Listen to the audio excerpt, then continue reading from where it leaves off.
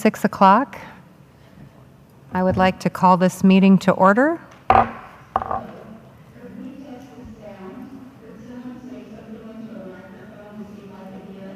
Carla, can you hear me right now? Carla? It sounds like Carla may not be able to hear. Yeah, she's not hearing.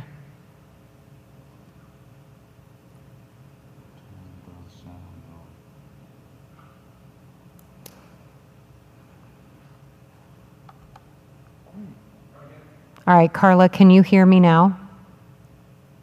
Oh, yeah, you're muted now. I can hear you. Okay, fantastic. Thank you for joining us via Zoom, and that gave us time to have another student rep arrive too. And since you just arrived and you were almost not seated, we're going to have you lead us in the Pledge of Allegiance, if you don't mind. What a mom. Allegiance to the flag of the United States of America and to the republic for which it stands, one nation, under God, indivisible, with liberty and justice for all. All right, thank you for leading us in the Pledge of Allegiance. Board members, have you had a chance to look at the agenda this evening? There have been no corrections or additions at this time, so is there a motion? I would move to approve the agenda. I'll go ahead and second it. It's been moved and seconded to approve the agenda. All those in favor say aye. Aye. Aye. All those opposed say no. Hearing none, the agenda has been adopted. And now we will move on to the superintendent's report. Thanks, Board President Davidson, other board directors, student representatives, staff, and community members. This evening, I'll start off with just recognizing we had some students place at state, both in wrestling and swimming. I know they've been recognized for regionals, so just also for state. So that's really nice to see them from Shelton High School. It's never easy to even make states, let alone place at states. So that was really nice. Speaking of recognition celebrations, we passed our replacement levy. It was a huge effort on the part of many, and really a deep thank you to our families, our community members, for supporting the Shelton School District. That is, again, 11% of our budget. It is a huge part of the supports for our students. So honestly, the winners are the students, because those services, counseling services, support services, special education, nurse, I don't need to go any further, those are just so essential. After school sports and activities, those things really are supported by the levy. And yes, I know it narrowly passed. I don't think I'm surprised. It's really tough economic times for a lot of families, so I do support those. Even if you felt like you were pinched in your own wallet and had to vote no, I feel like based on my conversations with so many community members, I feel like there is still a real strong support for the Shelton School District and the work that we are doing. So I just think sometimes there are tough times. I've been there personally, so I can say, hey, you got to make some tough choices some days. That's it. But please continue to reach out to us. And so if you need any more information about the work that we're doing, not only just with the levy, but the work around our strategic plan, we push that information for us, and that's great. This is the season where we start to head into recruitment. That's one of our 4 parts of our strategic plan. We want to have effective teachers and leaders, and it does start with hiring.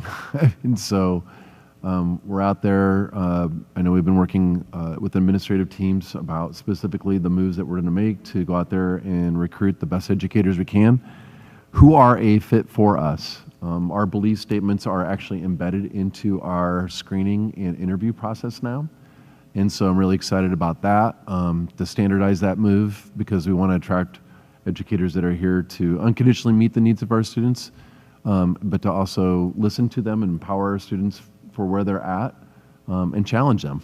And so that's right there in our strategic plan. I feel really good about our moves for that. So you'll hear a little bit more from, I know, specifically me as we head into spring. So that's my comments this evening. All right, thank you very much for those. Next up is community comments. At this time, I'm not seeing that there have been anybody who's signed in. If there's anyone out in the audience that did not know to sign in, the sign-in sheet is here if you would like to make a community comment. Just let me know. Do we have anyone who's dialed in? We don't? Okay, then I think that tonight we don't have any community comments. We will go on to reports and recognitions. First up, we always have our report from our student school board representatives. So we can start with, all right. Then Angela Ramirez Herrera from Cedar will let you start this evening.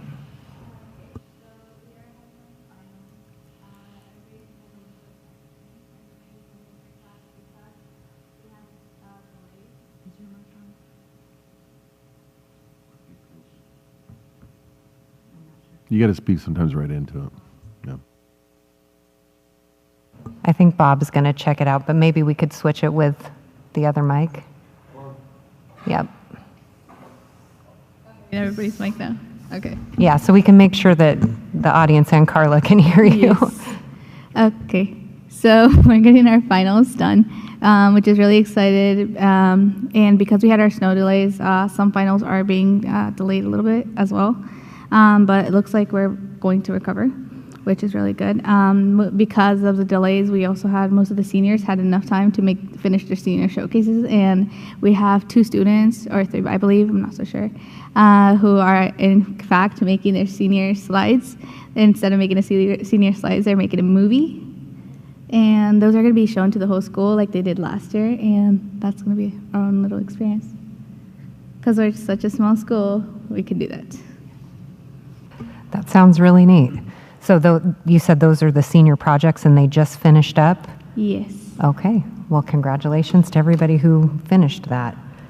All right. Richard Beckman for Shelton High School. Good evening. I had the pleasure of going to the WASDA and WASBO Day on the Hill yesterday, and that was such a cool experience. It was very informative, and I got to talk to our local legislators, and I got to meet with the governor and all these cool things. I mean, it was really such a cool experience, and we talked about funding for special needs and special transportation, and how that should be supported more by state dollars instead of levy dollars. And I would also like to say that since I wasn't here for the last meeting, that I'm happy that the levy got passed. I'm really happy. I did a little bit of lobbying, like on my own. I'd post like Instagram videos and stuff. Yeah, I'm happy that that could happen.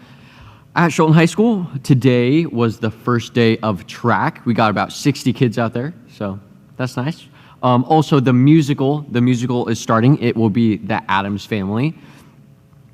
Like Mr. Jesse mentioned, there's been sports success, so placing in with both wrestling and the swim team, which is great to hear. Tolo is happening this weekend, and this also happening this weekend is DECA is attending their state competition, their state business develop conference, and then robotics is also attending their district competition. I'd also like to shout out to the students working in the Met building. I got to go in there today and see what they're working on. They're still working on and improving their hoverboard, I think it is, or their glider, where they steer it with their feet, and they have two leaf blowers blowing down. They've got like they made the whole thing, and it's really impressive. Yeah, that's all. All right, thank you very much. You had quite a lot to report on there. It sounds very exciting, all of the things that are going on. All right, so moving on to 5.02, we have an update on academies and pathways with our CTE director, Gretchen.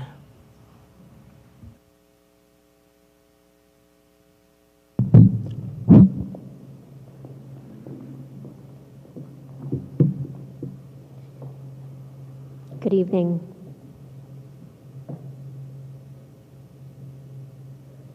Thanks so much for having us tonight. I'm standing here with a little bit of the Shelton High School leadership team, and we just want to give you an update on our academy and pathway work. I was here a couple months ago and talked about some of the restructure that we were doing and some of the things that we had to look forward to. So let's get started. See if I can manage this.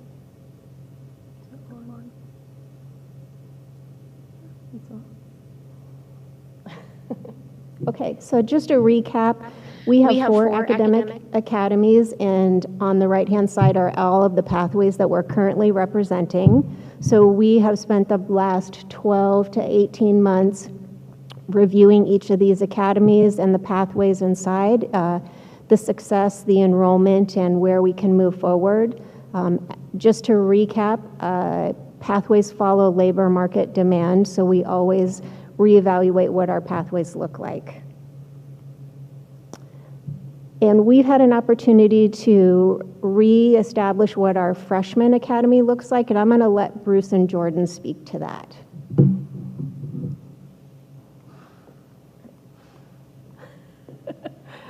Okay, there's more to the slide, maybe. I'm Jordan Strait. I'm an assistant principal at Shelton High School, and I newly get to join you all. I'm a freshman myself. But I actually am the assistant principal that oversees the freshman academy. And so one of the things that actually is going to occur is we're actually going to see a transition from the exploratory courses on the left side will actually move into students' sophomore year.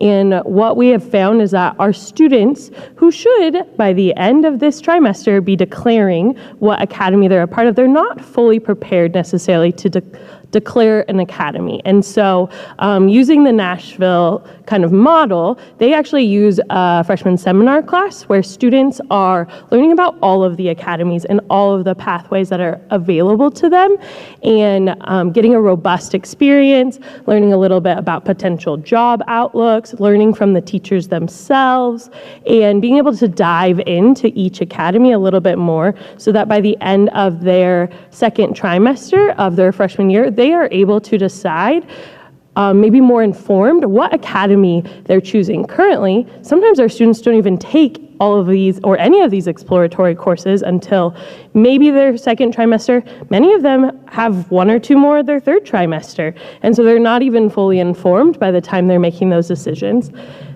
So with adding the freshman seminar class, our goal is to help them be better informed. It's also to build more of a cohort system too.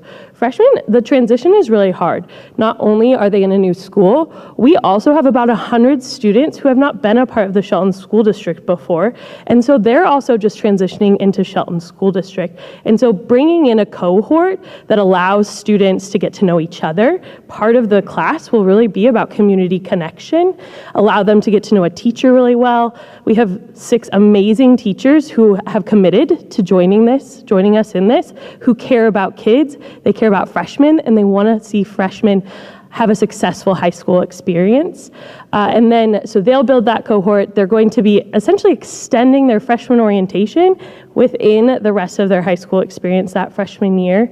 In addition, they also will be starting their high school and beyond plan rather than like waiting frantically till your senior year to finish your high school and beyond plan. It's going to be intentionally began in their freshman year with U Science, which is a career exploration. Fun fact, I took U Science recently. It said I should be a principal. So here I am in the place that it said I should be. And that will be with more intention. And then also, the goal is also that we will have these 6 teachers as a unified group, as a unit working together. We're going to start this spring with some really intentional team connection. One of the things that my staff knows about me is that I love team building, and so these people, they know the expectation is that we are going to connect as a team, and we're going to have a common mission and vision that really align with the goals of our high school and the goals of our district, and really in an effort to support our students better. Thanks, Jordan. Good evening, Madam President, members of the board, Superintendent Jesse. Thank you for letting us speak tonight. I just want to add, if you remember back to my presentation in the fall with regards to our school goals, many of them revolved around the success of our freshmen. And quite honestly, it is the most, besides going to kindergarten, it's probably the most important transition from 8th grade to 9th grade. And I feel like our job is to build a better high school student, one that's more prepared, and that can be successful starting off their freshman year. And it's really important that all of our freshmen pass their core courses and have a solid core base going into their sophomore year, because that's when the academy work starts. And if they're not successful their freshman year, there's no room in their schedules to take those classes. They have to repeat courses. And so our job is to build a more successful freshman student, and we think we can do this through freshman seminar. All freshmen will take at least 2 trimesters of freshman seminar. We've built in that some students may need more support, and so thus might need a 3rd trimester of freshman seminar, where we can focus on more wraparound services and more of the social emotional support that they may need to be successful in high school. It is the first time in their educational journey they have to earn credits in order to graduate. It starts their freshman year. And so we really studied this hard when we went back to Nashville in October, and I'm actually taking myself and 4 other staff members next week back to Nashville to dive deeper into the freshman experience and talk to them in more depth about it, how we can make it a better freshman experience. So that's our intention. Jordan has been working with our freshmen all year. And when she talked about the 6 teachers, we actually had about 15 teachers that expressed interest in teaching freshman seminar. And we wanted to get a small group that could work together as a team and not spread it out too much to where nobody was responsible for the program. And so we really are happy with the 6 people that have stepped forward and are taking the majority of that on. So we're excited about it. We think it's going to kind of better prepare our students for the academy experience. And so when they leave high school, it will be meaningful. They'll have industry certified recognition. They will have a basis that they can move on to their post-secondary experience.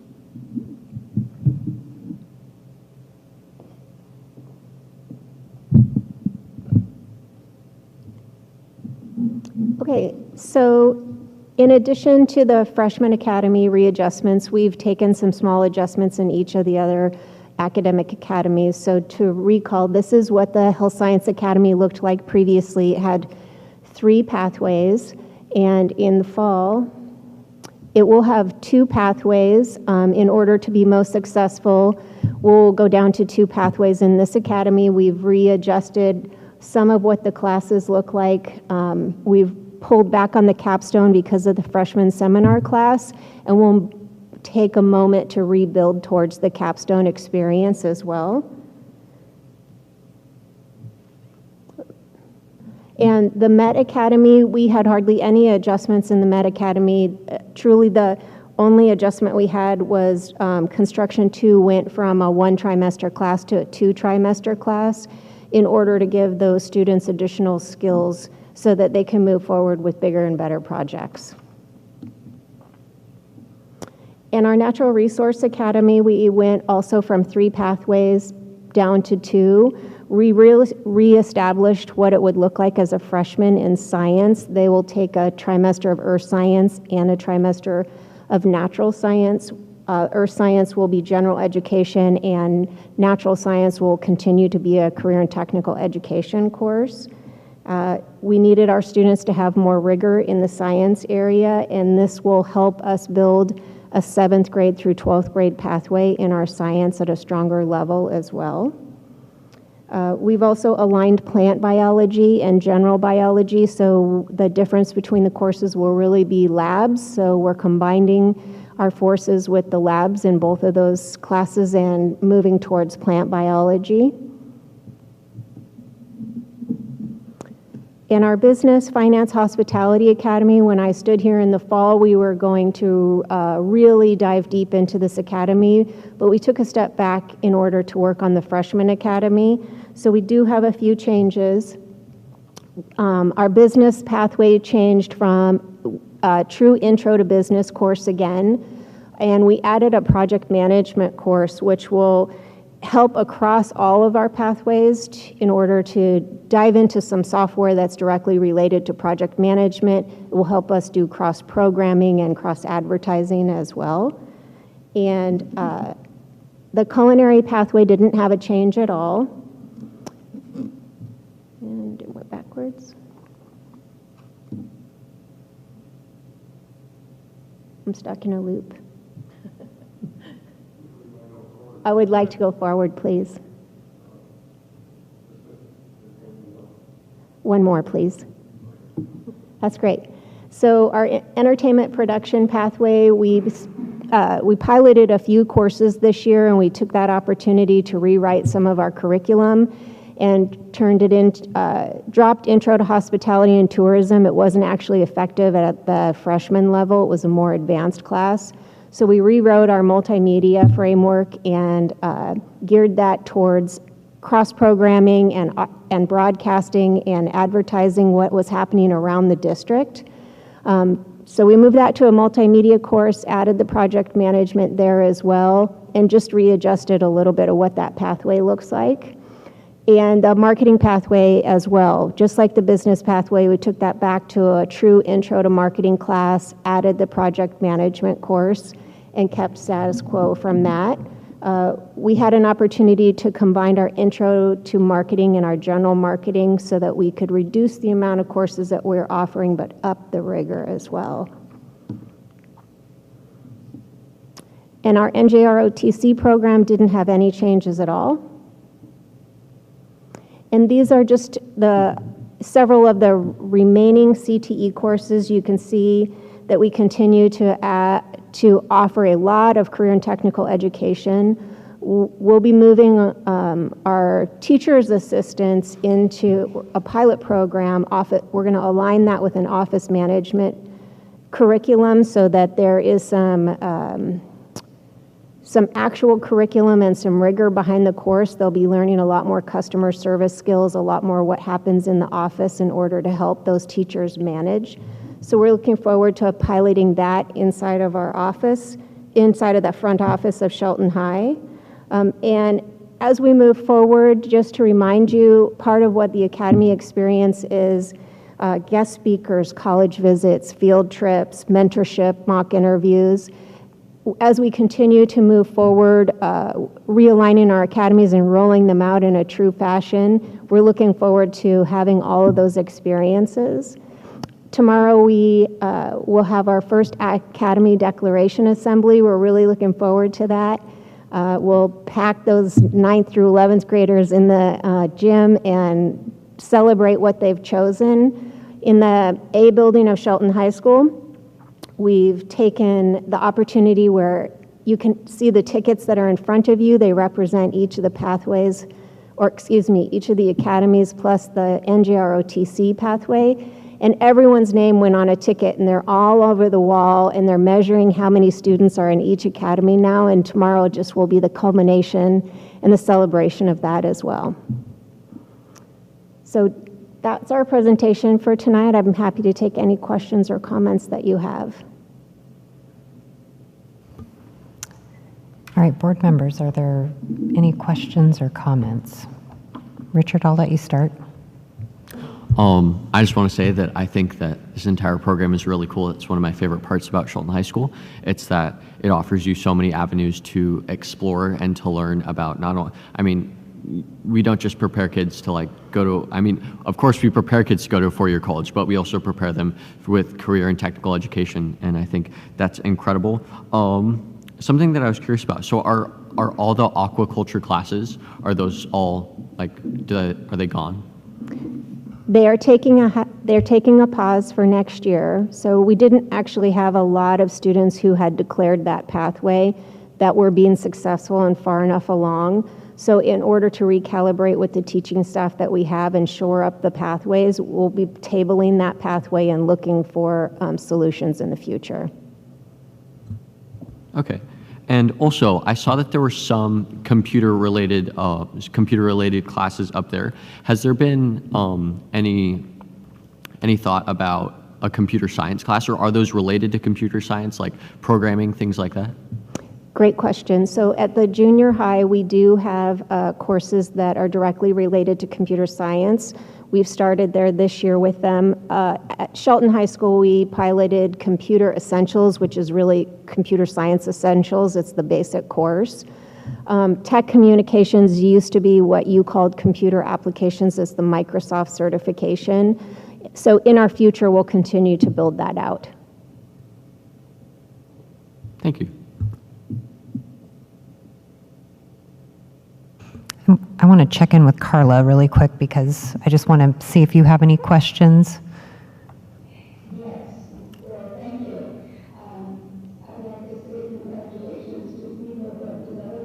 Good work, Gretchen, and the high school staff.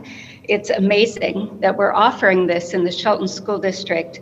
I've read it through it several times, and there are just so many great pieces put together. So we had it. Information on how many credits. So they need 24 credits. When we have the freshman introduction, are those credit classes and saying that it might be 2 semesters, it might be 3 trimesters? How does that work out for the credits they need to acquire for graduation? Great question. The 2 trimesters of freshman seminar are CTE credits. And in our academy model, it's not necessarily true that you'll need additional CTE credits, but that establishes your first 2 credits in CTE. If you need the 3rd trimester for wraparound services, that will be a basic ed class, and I actually can't speak to that. It's an elective credit. I can answer that a little bit. I was a school counselor before, so I've worked in credits a lot. And yeah, that would just fall into the elective category, and students need a minimum of 4 elective credits. And at Shelton High School, they'll get more than enough of those, so it certainly helps them. It's nothing that we're asking them to take is non-credit bearing. Okay, and let's see. So the capstone thing is put on hold right now. Can you give the reasoning for that we're not ready for the capstone experience in the workplace? Capstone was still being developed in all of the pathways, and it doesn't necessarily take away a work experience. Students can still have work experience. It's embedded into CTE programs across the board. What that looks like is a little bit different. It might not be something that the student is creating. We might walk along with the employer with a tighter rule set at this moment. Our seniors really weren't getting to that point yet, and by taking the restructure of Freshman Academy and putting the freshman seminar classes in, we're building out the academic piece, but work-based learning or work experience is embedded in nearly every CTE class. So if I have an internship or a job shadow, that's directly connected into multiple CTE classes. We do offer it as a separate course as well, work experience, where you can earn CTE credit and work in the community as well. Thank you, and thank you to everyone who's putting good work into our program here. All right, thank you, Carla. Are there questions from board members that are here? I don't have any questions. I just wanted to speak a little bit to the structure and the mentoring of the leadership within the high school. The fact that something this important had 15 interested teachers for 6 slots says that not only do all the teachers feel that this is something important, but you've done a very good job of selling the program, and you're definitely leaving the campground cleaner than you found it. So thank you and good job. Thank you. Are there any other questions or comments at this time? No? Okay. I will say I'm very excited. I know many people know I've had 2 daughters that are going through school, and Lauren, my daughters, started when they were in kindergarten and 1st grade when I was first a board member. It's 8 years later now, and I have a 9th grader and a soon-to-be 9th grader who will be coming up from the 8th grade. So it's really exciting to see these changes in the freshman seminar. Having gone to Nashville myself when we first were looking at the academy concept, that was definitely something that was really important, but all of this just continues to develop and grow, so it's really exciting to see that this is evolving and getting stronger. I'm excited to see how that will be for my second daughter.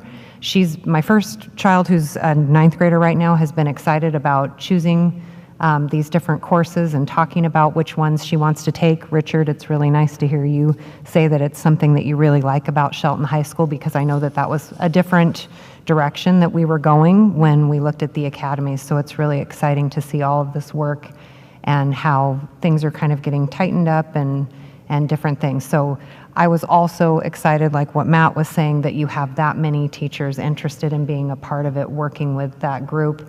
I think tomorrow's assembly will be really exciting. It did bring a question up in my mind. Just is there a cap to how many can be in each academy pathway? Do we have more that go to one, and you kind of have to say you get these experiences no matter which one you go into? That does happen. We will need to cap we will need to cap our pathways, and we will need to cap our academies. So far, we have not reached the cap in any of our academies, but we have yet to enroll all of our freshmen. We're getting really close in our Med Academy, in our Business Finance Hospitality Academy. Health Science is a close second or third in that race as well. And NGROTC is a solid pathway that we really need to support, so that pathway is counted a little bit differently. But moving forward, we will have to make it a competition or make the entry different. Okay, yeah, I was wondering about that. And with NJROTC as a pathway, are we hitting our numbers there too that they are in need of having? Across the state, we really have struggled to have our numbers be at the solid 100 that we need them, but we are making those numbers, and I do have confidence that we'll make them next year as well. Okay. It was also nice to hear that some of this academy pathways are bleeding down into OBGH. So classes are being structured there to help direct them once they're up there at the high school. That's correct. We have a computer applications. The Microsoft program has started at 7th and 8th grade this year. We're piloting that, and it seems to be successful. So we'll have an opportunity to expand that. We're doing a build your own computer app class, part of this computer science pathway there. And we are considering a few new courses in the fall, but we're still in conversation about that. Okay. All right, it's really exciting. These are great opportunities for our students to explore a lot of different get little snippets of what is possible out there. So it's really exciting. Are there any other questions before I say thank you? Thank you very much for your presentation. It was great. Thank you all for coming. Thanks so much for having us.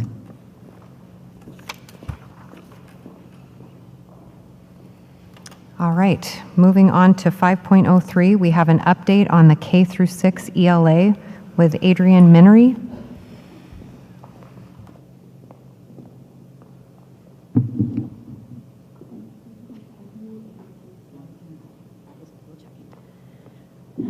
Good evening, Board President and fellow board members, student representatives, Superintendent Jesse. Thank you for allowing me to present here tonight. My name is Adrian Minery, and I am the Director of Curriculum and Instruction for Pre-K through 6th grade. So I'm here tonight to present on our first priority area under the strategic plan, high-quality literacy instruction. There are two initiatives under the priority area, as you can see up here. So the first is cultivating a culture of literacy. And one way that I like to think about that is that we're really boosting the qualitative aspects of our literacy instruction and how students and our educators experience that in the classroom. Our second initiative is around supporting balanced literacy learning, which is really around addressing, if we think about the opposite of being the quantitative components. So really it's instruction that addresses the depth and breadth of Common Core standards. So we launched this work for this school year at Summer Summit, which was a very exciting time. And you can see in the middle there. That was the word art that was captured from feedback that was given to us by our educators. We had 3 full days focused on literacy instruction. There were 18 sessions in total.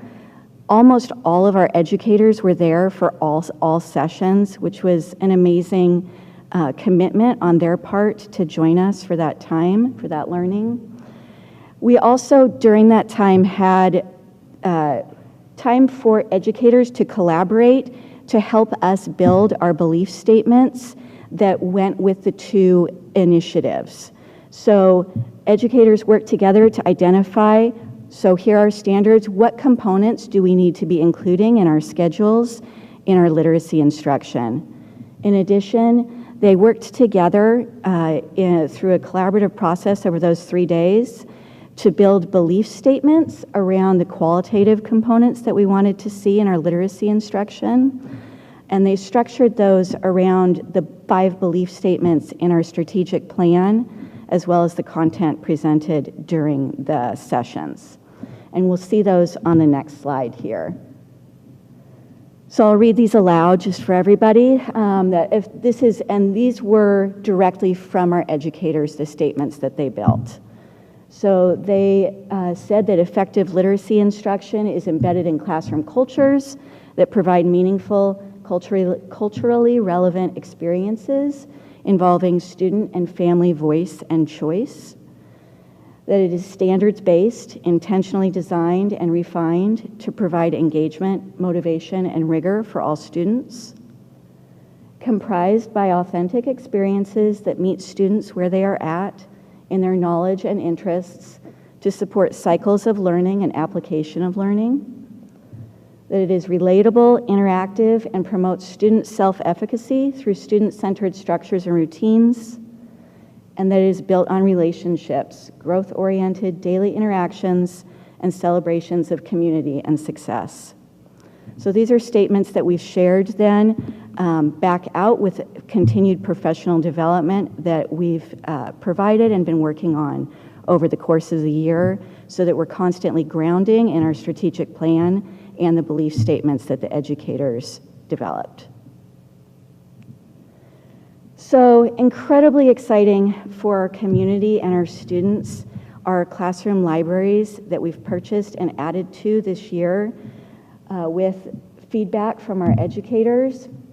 What you'll see here is photographs from all 4 of our schools. So books being organized at OMS, Miss Osorio in her 2nd grade class up at the top, Miss Gottlieb's class on the right, also 2nd grade, and then at the bottom, Miss Skogsted's class at Mountain View. And the huge takeaway here is how much these have impacted our students, how much kids are loving reading, and the impact that it's had on our educators as well. What you can see here are some really beautiful examples of our educators making the libraries their own, incorporating their own books into them, taking the time to make them warm and welcoming spaces. And so on our next slide, what we'll see is 2 of our 3rd grade students sharing with us what the libraries have meant to them this year. So the young man on the left, you'll hear him talk about, and I'm just front loading this because sometimes just to make sure everybody can hear, you'll hear him talk about how his views about reading have changed this year. Oh, so got it.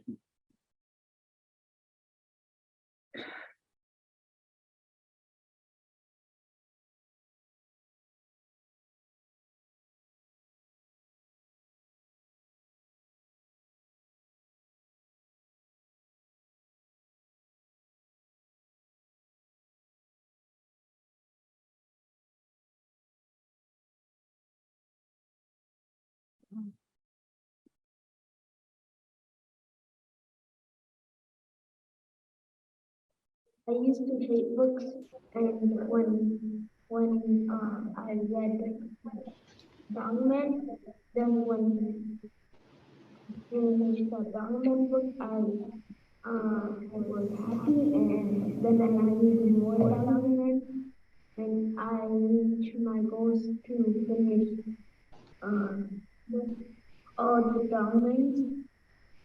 What are you reading now? Like random books, still document. Like, one of my friends told me to read Bad Guys, so I read. Now I like it a little bit. Wonderful.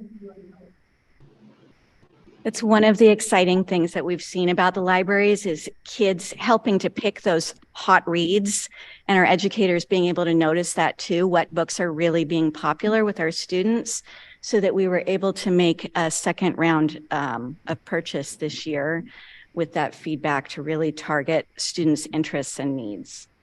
So in our next video here that we'll play in just a moment, you'll hear her referring to Mrs. T's books. And that's what they call their classroom library because her teacher's name is Miss Trogstad, Mrs. Trogstad. Oh.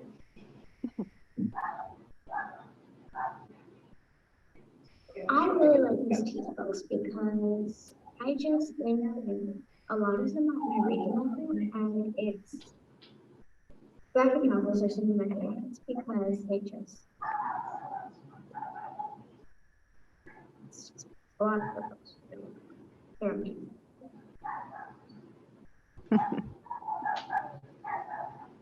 So, there we go. We have different times for literacy instruction scheduled during the day.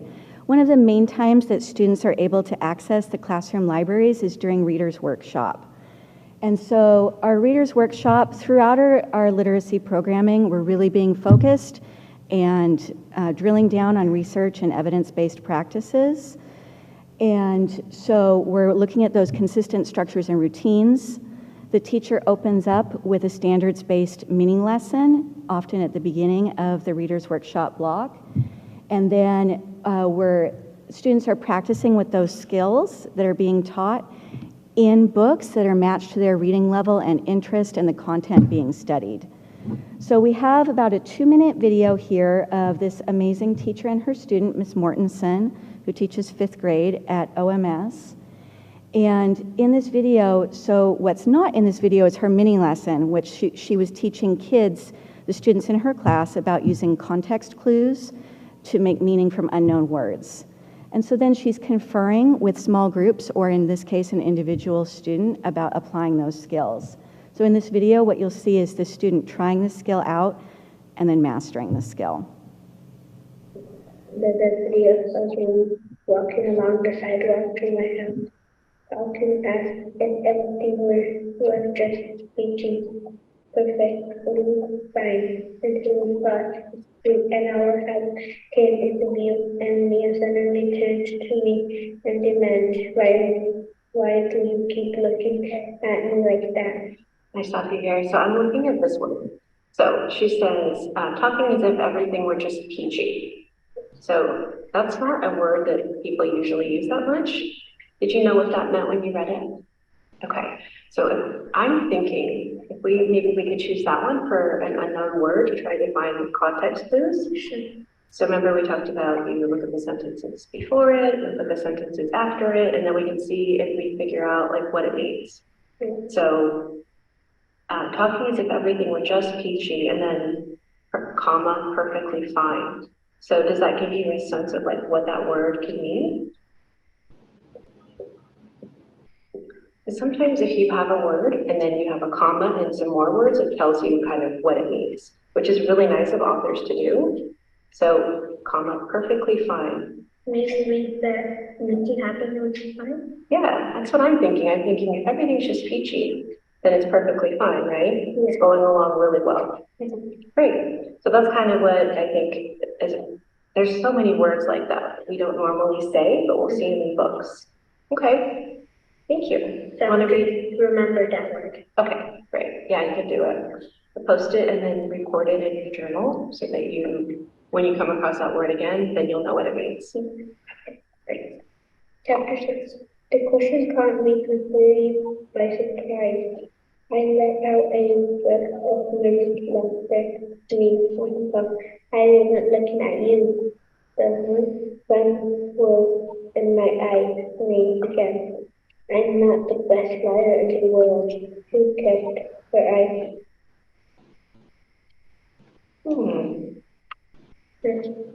Maybe scared? Maybe what? Maybe scared? Ooh, yeah, what makes you think that? So that word's narrowed. What do you think that means, like stared? What tells you that?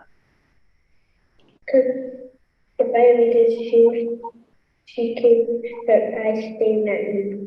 The word is complete the word. So you used a replacement word? Yeah. Yes. Good job.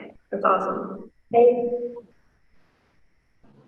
So you could see there in that video how the student was practicing the skill in a Just Right book for them that she had self-selected, and then was able to transfer that skill so that she was able to do that on her own with the help of her teacher there.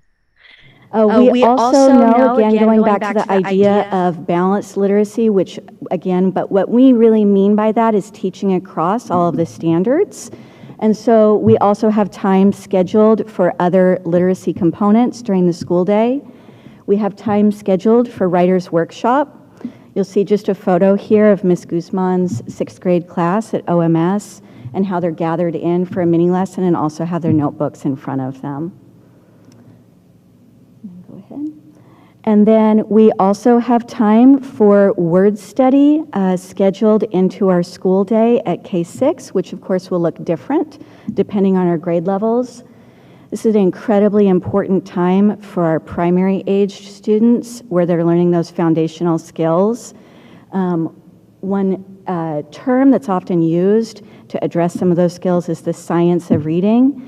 And so again, going back to the research and evidence-based practices, we're really reliant on our curricular materials for this instruction, and we're addressing those decoding skills, the language and foundation standards during this time.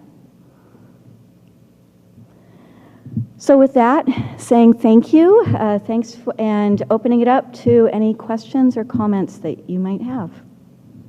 All right, thank you for your presentation. Do board members have any questions or comments at this time? Carla, it looks like you're off mute. Yes, I do have some questions. And I'd like to say, thank you for a great presentation. But I do have questions. I'm a former elementary teacher, taught reading and writing for 33 years. So talking to some of my peers, I'm wondering, how is the curriculum writing going? It was written and given to teachers, and I hear there's been a change up that now teachers are more in charge of their curriculum. Can you speak to that? Yes, I just want to make sure that I heard. Did you say writing? Reading and writing. Okay. And I think what I'm hearing, and sorry, it's just can't see you, so I just want to make sure that oh, there we go. Thank you. So I think what you're referring to is the unit plans and the unit planning process. Got it. Great. Thank you for asking that. Yes, we have gone through a bit of a shift over the last little bit with feedback from our teachers. So it's been a process where have been able to do some really, truly exciting work, innovative work around being able to align our different curricular resources so that they lined up in what we like to call curriculum maps.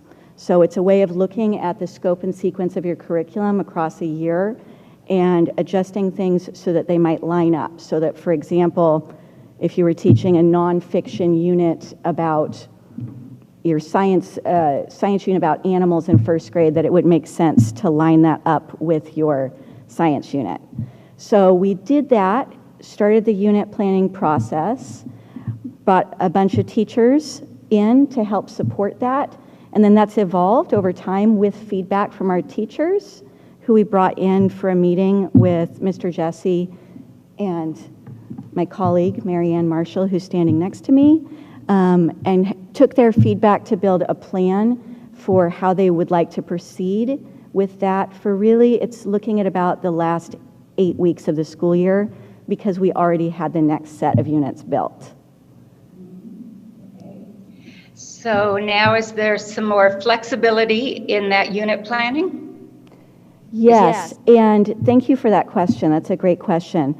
There really always has been a huge amount of flexibility in those unit plans.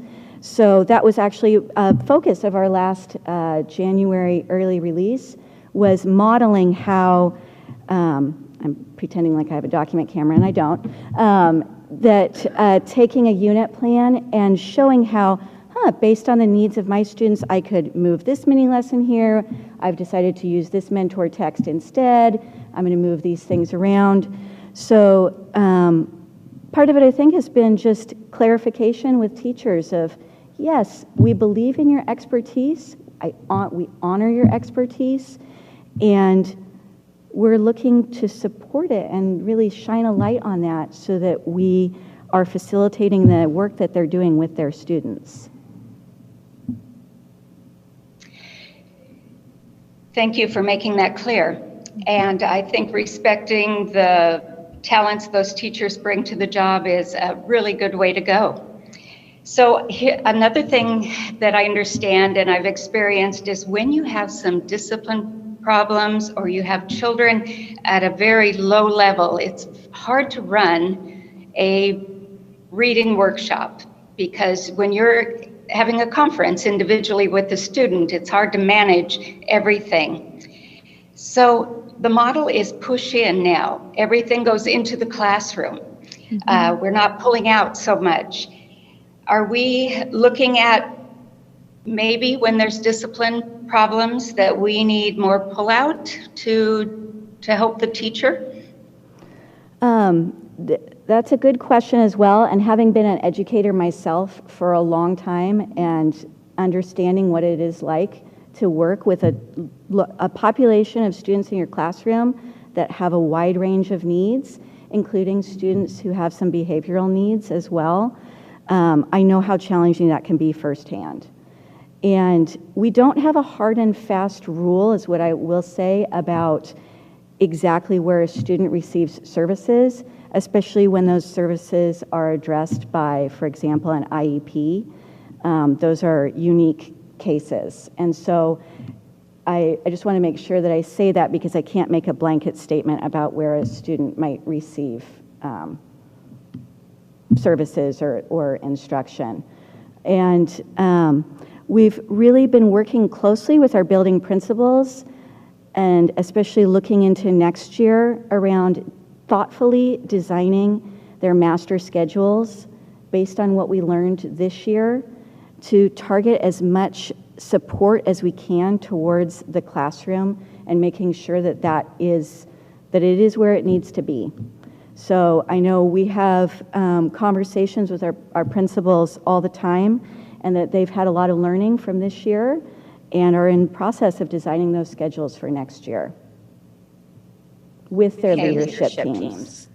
So it's not a set thing that we are saying, reading, you must push in, bring more people in the classroom and not have any pullout. No, it is not that we do not have any pullout, but it is a goal, and it's also a goal that's from the state as well, to have more inclusionary practices. So those are guidelines and guidance that's coming out from OSPI that we're studying and adapting for our students and our situations and our schools to make sure that we're serving the needs of our students in the best way that we can. How are we supporting new teachers? Because it is a lot to learn to manage workshops, reading workshops. It is. And I'm so glad that you pointed that out. It truly is.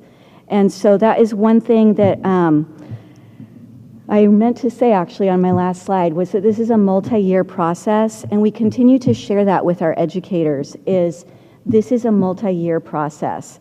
We put the pieces in place. We offered 18 sessions at Summer Summit. That's a lot. That, is a lot to wash over people. And then are constantly sharing that expectation And it's not really, it's a guideline that we don't need to be the masters of all of this in year 1 or year 2, but it's really working with, especially our building principals, going back to them to identify, and this is something really incredible that they've been doing, is identifying what is your monthly focus and sharing that in their newsletters, sharing that in their staff lounge. What is it that I can support my staff with? And then they're communicating with us at central office. What sort of supports do our teachers need so that we communicate with our PD, with our monthly newsletters, and so forth. So it's not that everybody needs the master of all 3 of those literacy blocks or even everything within Reader's Workshop, but there might be a select focus for the month. Maybe it's conferring, maybe it's this aspect of conferring. And that's targeted at what is needed for that place. Yes, and I see that in some of the staff bulletins, that there's a list of things that are going to be looked for the month and focused on. So that does help prioritize. So my last question is, I'm just curious about what happened, I think it was this week. There was a focus, balanced literacy, planning, and celebration. Can you tell me, you had a celebration? The professional, there was supposed to be a drop-in professional development session tonight, but a couple things happened just with scheduling and also that I'm here. So we've rescheduled that one for March. I think that's what you might be referring to, is the drop-in session. Yeah. What does the celebration look like? Okay. That's a great question. So celebrations are a really important part of a literacy model that's prioritizing that, cultivating a culture of literacy. So when you do have instruction that's centered into units and students understand what their learning goals are for that unit, being able to celebrate that learning when students move through to the end of the unit. So for example, if they're publishing a piece of nonfiction writing, maybe students are at different levels of that, but every student in the class is a writer at some level of writing. And so being able to celebrate that at the end, especially when you can even start, and this might be in next year or following year, but you can start to involve families, have cross-classroom celebrations. Those are really powerful moments and memorable moments. I know myself as a mother and teacher that those are things that kids take away with them. Well, thank you. I want to say that I really do appreciate that we have books, more books in the classroom. I've been a Goodwill shopper buying my books that way, but I'm glad that we have nice books in our classrooms for children, that we're teaching students how to pick a good book, and that we hopefully our reading workshops and writing workshops, children are motivating and inspiring each other. So thank you again for a good presentation. Thank you. All right, thank you, Carla, for your questions. Sandy, did you have a question? I do. My question is centers around the frequency of these things. You've got these 3 different blocks: the reader's workshop, the writer's workshop, the word study. Do the students get through all 3 of those every day? Are they on a different day pattern? That's a great question. And to be honest, I'm a bit of a master scheduling nerd. Master scheduling is really important in a building to make sure that supports for students are coordinated. So we try to have those blocks occur every day and at regular times. So what that allows for is that, for example, if a student did need to have some sort of push-in or pull-out service, that they wouldn't be missing their core instruction because it was switching around depending on other things. And because of the importance of those blocks within just literacy instruction and as our first priority area, they are consistent from day to day. So then every student would be getting presumably all 3 of those blocks every single day. What happens on short days? Do those blocks get shortened, or do they get priority and something else gets shortened? In general, I believe we'd have to look, but they get shortened, and it's a combination of both. They get shortened, and they also might have some priority for something else that could be a little bit more irregular.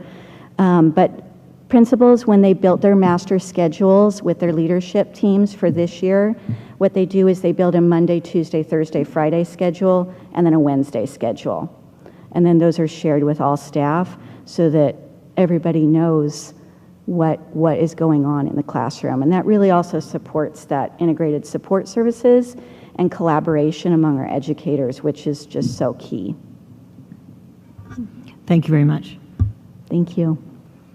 Are there any other questions or comments at this time? Lauren? I'd like to thank you for your presentation and your hard work in coordinating and working with all these different programs and aspects, but really lift up the classroom libraries. I know that my first grader has had, regular library time, but there's something about, they come home in special bags so they don't get leaked on in their backpack. Mm-hmm. But there's something just really special that she seems to feel, and really brings the book home, shares it with me, and she's excited that she's shared it with her teacher. It seems to just like a little extra special, and she reads them right away, and I hope other kids from the videos, so hope they're also appreciating them that way. Thank you so much. That really warms my heart to hear, especially as a former first grade teacher. So thank you. Yeah, I just want to thank you both for the presentation. It was really special to have video clips of actual students and their experience and seeing that happen. So thank you for bringing that into the meeting. I think it's really neat to have the books. It is very special to hear your own child's experience with that. I think that was what the hope was, that bringing in more books and really having more robust classroom libraries was going to boost students' excitement about reading and therefore literacy. Yeah. So this is really exciting to hear that and see that. So thank you very much for the hard work that's going on with this program and for your presentation. Thank you. All right, thank you. Now we will move on to the consent agenda. We've got our usual things there with the personnel report and the proposed minutes from last meeting, different warrants. Is there a motion for the consent agenda? I'll move we approve the consent agenda. And I would second that. It's been moved and seconded to approve the consent agenda. All those in favor say aye. Aye. Aye. All those opposed say no. Hearing none, the consent agenda has passed. We do have one item under discussion and action items this evening. We've got the proposed 2023-2024 school calendar, and we've got Linda Arnold to present that to us. Good evening, and I'm here to present to you the 23-24 school year calendar. Gosh, just say that again, 2023-24, where does the time go? So I bring it to you for your consideration and possible approval tonight. So do we have the calendar to put up? I know you have it in your packets. It's uploaded, Allison? Okay, just as long as you have it in front of you. So, little backdrop, the calendar was developed in tandem with our association reps, including our teachers and our classified staff, as well as senior leadership, cabinet, and all of our administrators. We really started the work in January. Lots of thought has gone into the process. And I wanted to just point out to you the highlights of the calendar. It's really similar to this year's calendar. But let me just point out the highlights. We have a start date of September 6th and an end date of June 13th with no snow. 11 1.5-hour early release days for our PLCs. Winter break would be 2 full weeks. Spring break is that first week in April. And then, of course, we have the usual holidays and conference schedules. So with that, I'm asking for your approval of the calendar, but of course, I'm here to answer any questions you might have.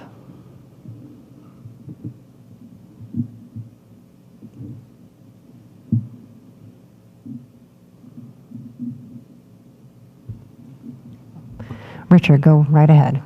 I was just curious, this most recent year, we started on August 31st. So what's the reason for the change from August 1st to September 6th? That is a great question. And the first question, we started out as a group, and I'll tell you why. A couple of reasons. We have this thing called account day, and on the 4th day of school being in session, we count, and that drives our enrollment numbers and our funding. And starting prior, in the way that September 4th, Labor Day fell, it was important to start at a time that when we land on that 4th day, we know that we have kids settled in school. So that's one reason. The other reason is in our teacher's contract, we have a little thing called the LID Day, Learning Improvement Day. And the contract states that that Learning Improvement Day has to occur on the business day before the start of school. So we took that into consideration as well. Thank you. You're welcome. And that was going to be my question, so thank you, that's answered. You're welcome. Are there any other questions for Linda about the school calendar? It looks like it's the same kind of President's Day break too, with the holiday on Monday and then another day off on that Tuesday. So there isn't really any dramatic changes. It looks like the early release days are falling on Wednesdays as well. I thought the calendar looked very good. I thought at one point at the end of a trimester there was maybe a planning day bargained. Linda, did that go away, that after a trimester ends, there's not a planning day or transition day? Yeah, we hadn't bargained anything like that, but you will, so it's not bargained, but you will notice on March 13th, we have inserted that half day for some really training time, and then that also, and it's just for that trimester, that second trimester going into the third. And that also will allow the secondary staff to prepare for the new trimester, and then some training time for the elementaries. Seems to be a secondary issue. Yes. Yes. Okay, well, we didn't bargain for it, but I think we thought about bargaining for it. You're right.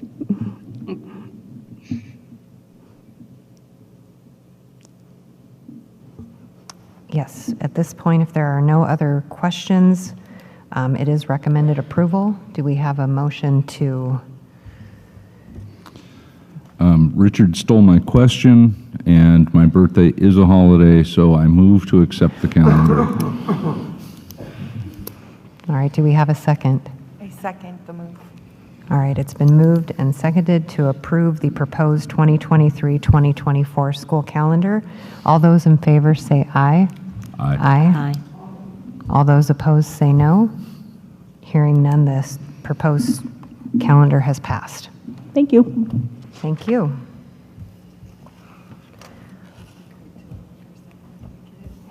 Yes. This year. All right, next up is board member comments. Carla, if you don't mind, can we start with you?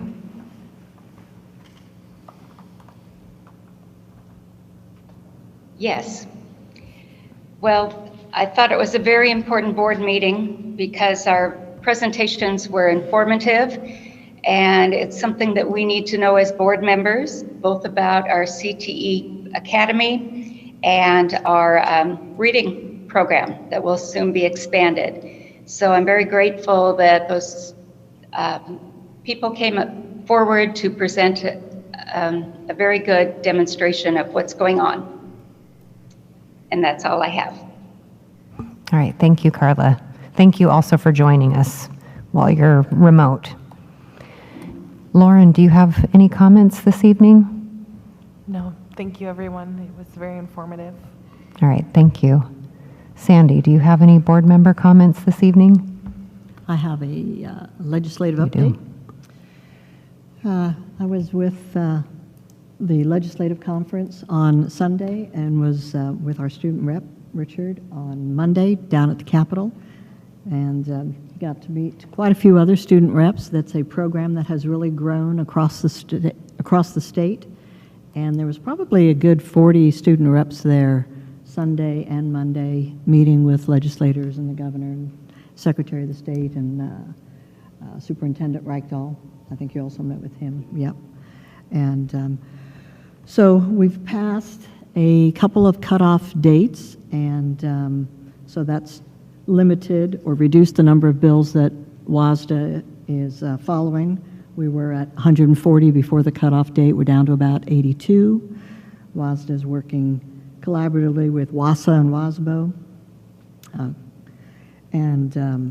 You know, this is all kinds of things related to education, not just classroom. I mean, we're talking trust lands and admin and HR issues, as well as transportation and food and athletics. I mean, it's really a broad thing, so the bills end up in a variety of committees, and I'm glad that we have WASDA to help navigate and watch the flow. There's another couple of cutoff dates in March, 2 more in April, and so with each cutoff date, that'll reduce the number of bills that we're tracking. Mandatory recess is one that has made it through the cutoff, so that will be one that we'll be tracking. Universal free meals, that one's got a fiscal note of about $98 million. Electric school buses are still on the horizon. We're all hoping that goes back for a lot more study or consideration, because that's going to be really difficult in the rural countries, or the rural counties, I mean. They're not going to be able to drive our long routes. Even at the MTA, we kind of use the electric buses for downtown. We don't head on out to Hoodsport with them. So those are some of the things that we're following. I'll try and keep an update on things. If anybody's got anything in particular that they want tracked or followed, we can add that to the list. One thing I like following, I meant to say, even though I mentioned the fiscal note on the universal free meals, the forecast for the revenue coming into the state is pretty generous. We're talking a couple, you know, several billion in revenues that we weren't expecting. So, of course, everybody wants a piece of that pie, and they're coming out of the woodwork, not just you know, our group, but there's other groups about education. You got charter schools and homeschools and League of Education Voters and all kinds of other groups as well. But one thing I'm following just for fun, a few years back we had our own kindergartners that proposed the bill for declaring September to be the month of the kindergartner. And some students out of Kittitas County are proposing to have a state cactus. So that'll be a fun one to follow.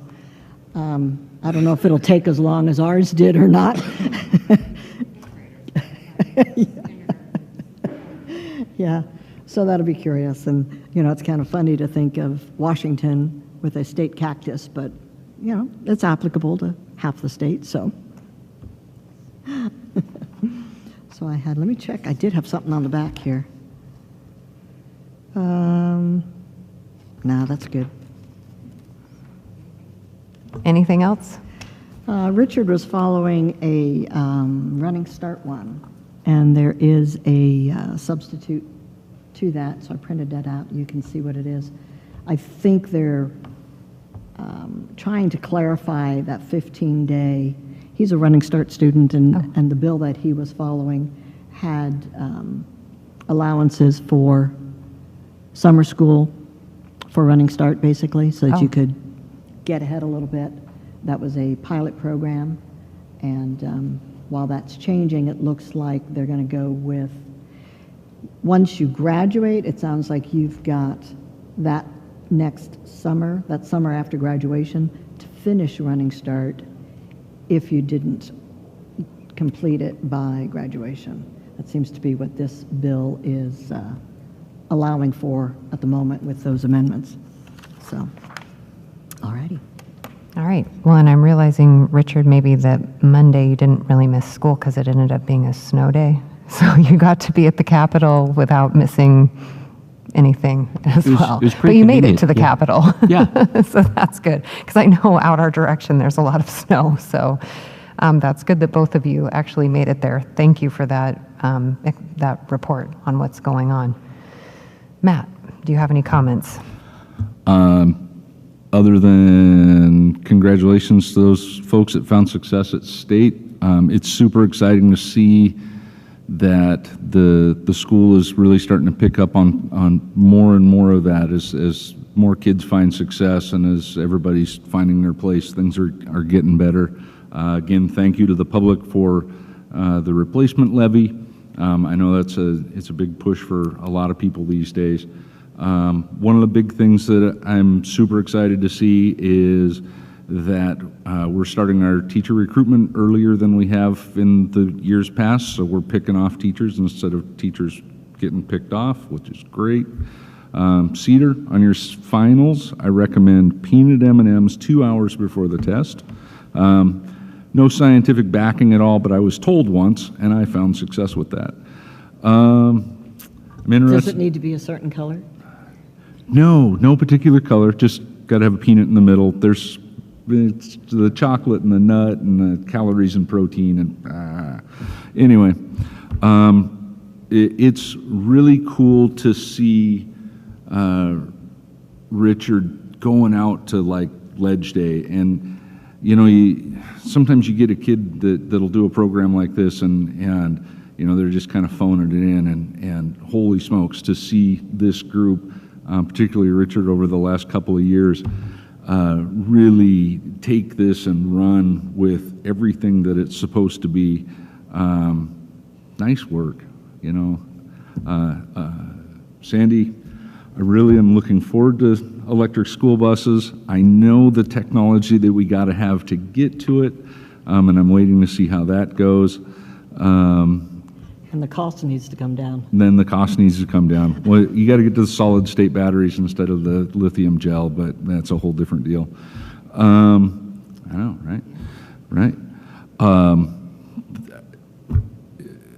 The world is not without its foibles, but I'm super happy and proud of everybody and all the work that they're doing, and just keep up the good work. And public on TV land, a lot of really good things are being done. I wish you were all here, and if you have questions or comments, if you catch us after the meetings, we can actually talk a little bit more than you can during the meeting. So that's all I got.